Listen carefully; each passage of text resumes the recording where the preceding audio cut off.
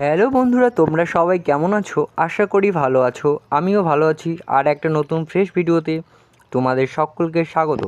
তো বন্ধুরা, চ্যানেলে প্রথম এসে থাকলে চ্যানেলটিকে অবশ্যই সাবস্ক্রাইব করে রেখো এবং পাশের যে বেল আইকনটি আছে তার নোটিফিকেশন অল করে দিও, যাতে প্রাইমারি টেট রিলেটেড এবং সমস্ত চাকরি সংক্রান্ত এবং বিভিন্ন সরকারি প্রকল্পের সুযোগ সুবিধা নতুন নতুন ভিডিও এই চ্যানেলে অবশ্যই তোমরা পাবে।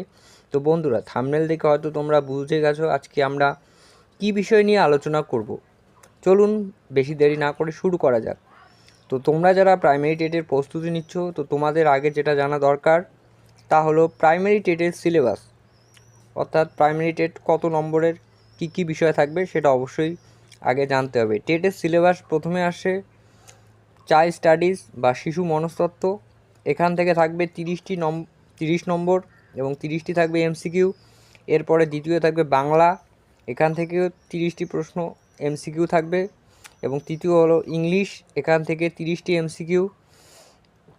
এবং চতুর্থ হলো অঙ্ক, এখান থেকেও 30টি এমসিকিউ থাকবে। এবং পঞ্চম বিষয় থাকবে এনভায়রনমেন্ট সায়েন্স, অর্থাৎ পরিবেশবিদ্যা, এখান থেকেও 30টি এমসিকিউ থাকবে। এই হলো 5টি বিষয়, অর্থাৎ প্রতি বিষয়ে থাকবে 30 মার্ক, অর্থাৎ টোটাল 5টি বিষয়ে পূর্ণমান হলো 150। এই হলো ডাব্লিউবি প্রাইমারি টেটের সিলেবাস। বন্ধুরা, বিষয়ভিত্তিক আলোচনা পরবর্তী ভিডিওতে আমরা আলোচনা করব। এবং এবার আসি কত পেলে পাস করবে। তো প্রথমে প্রাইমারি টেটে পাস করতে গেলে জেনারেলদের 150 মধ্যে 90 এবং এসসি এসটি বা ওবিসি এ বা ওবিসি বি দের 82 পেলে পাস করবে।